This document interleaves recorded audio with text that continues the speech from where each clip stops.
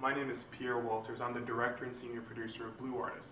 For those of you who don't know, Blue Artists is an incredible producing firm of producers that seek one goal, and that goal is to inspire audiences and motivate them to get out and do.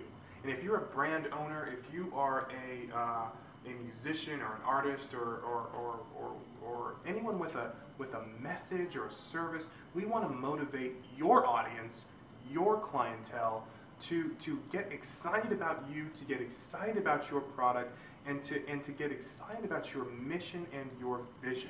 We want to help you communicate your vision and your mission in a manner that motivates those that you come into contact with so that they care and they are excited about you. Okay, so that being said, I like to make these little videos that talk about things that personally inspire me. And something that recently inspired me was this discussion I was having with a friend of mine where we were talking about persistence, the idea of persistence and why that's so important. And you know what I discovered? I discovered that the secret to success, at least what I can attest to, is persistence.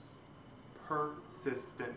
I remember when I was just starting off, I was working as an assistant director for a very, very, very famous, internationally renowned director. And he said to me, son, you know, the most important thing you can do to be successful is take notes. Just always take notes. If you don't know what to do, take notes. If you don't know what to say, take notes. Always take notes. That's the most important thing you can do, and that will bring you to success. Another thing someone told me when I was in high school and I was in a relationship with a young lady, I remember going over to her house to pick her up and to take her to, I don't know, some date or something. And I met with her father, and her father said to me, let me share with you the secret of success. And I said, okay, ears wide open. He said, you know, the secret to success is to wake up early and get started on your day. Okay.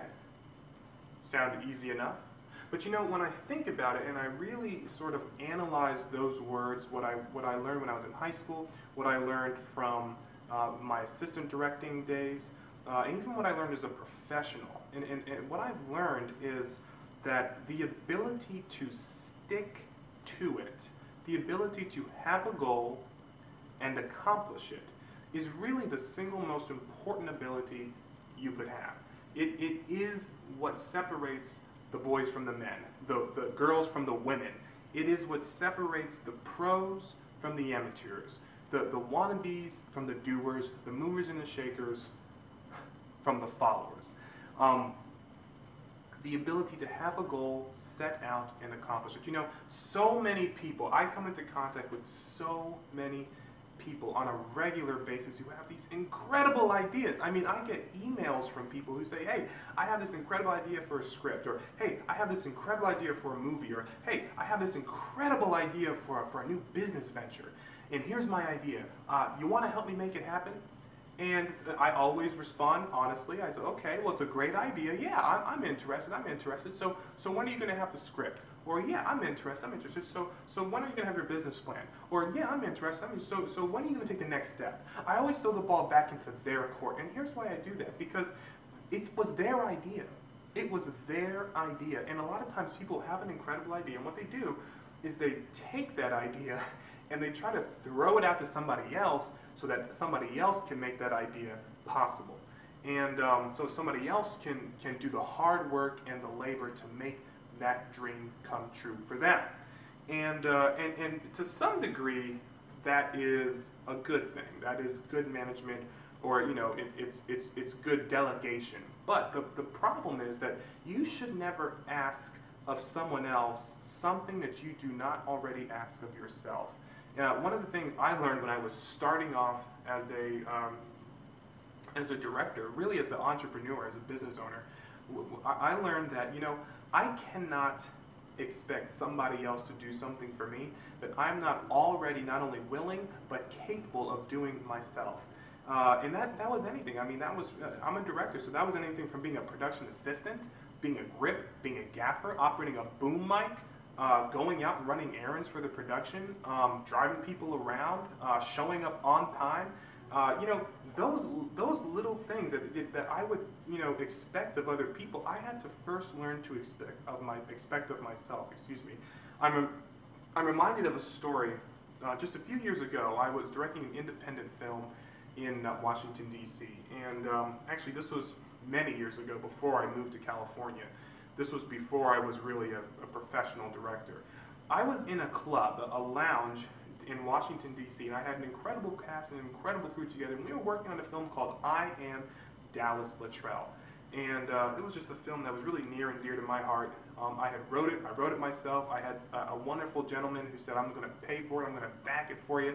I'll give you $1,000 to go make your dream a reality. I mean, to me at that time, I think I must have been 21 or 22, that was a lot of money, and I was just excited that somebody believed in me. Well, on that film set, you know, we were working long hour days, and on one particular day, while we were at this location, this lounge or club in Washington, D.C., we had you know, the day before we had worked a long day, and now this day, I mean, it was lunchtime. It was coming to lunchtime. We were still working. The pizza had just arrived. I mean, we ordered so much pizza, it had just arrived.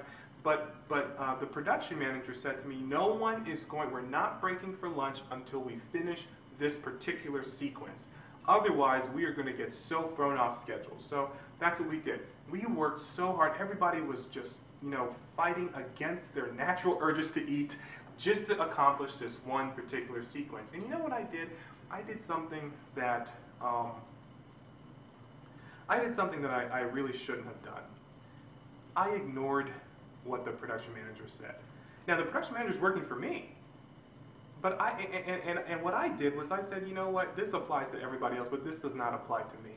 And I'm hungry. And you know what, I'm the director, and I need to eat. And you know what I did? I went over to that huge that huge stack of pizza.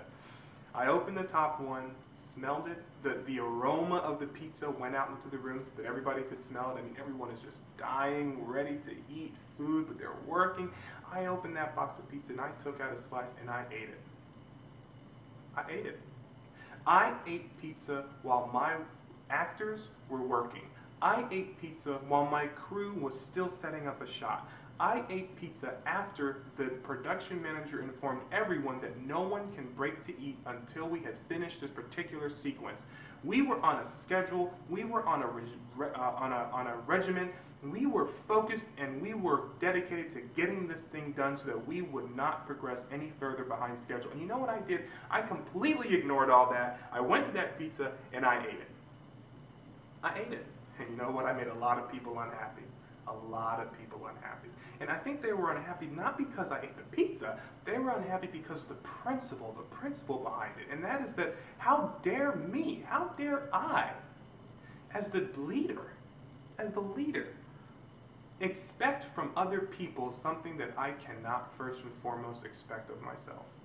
Now, you know, people tell me all the time, oh, well, you're the director, you need to eat, you need to keep your brain, you know, you need to be eating food so that you are on target, so that you're able to give direction. But you know what? That's one thing. But being a leader is something that is even more important.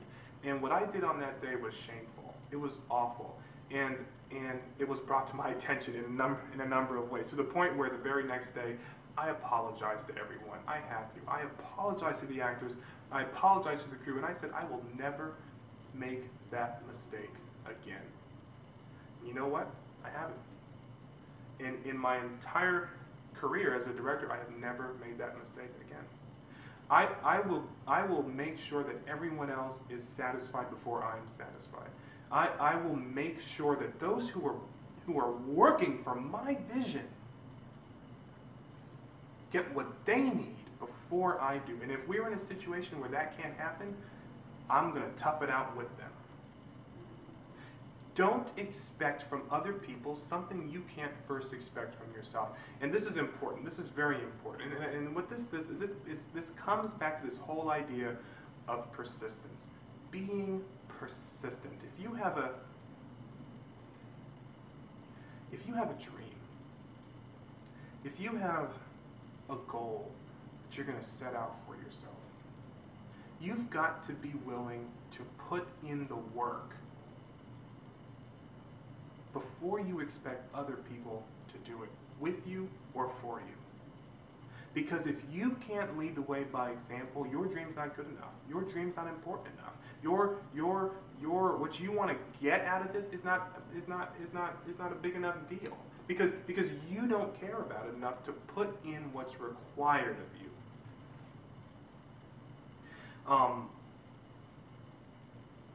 The secret to success is waking up early.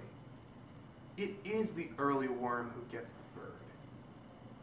It is taking notes. Even when you think you're the professional, even when you're the smartest guy in the room, you're still taking notes. You're still learning from everybody around you, because that is how you get better. I learned that firsthand, and I'm still learning that. To this day, when I'm working, I see teamwork as the most unbelievably important asset to any production that I am a part of. In fact, if I'm a part of a production and we can't have teamwork, I don't want to be a part of it.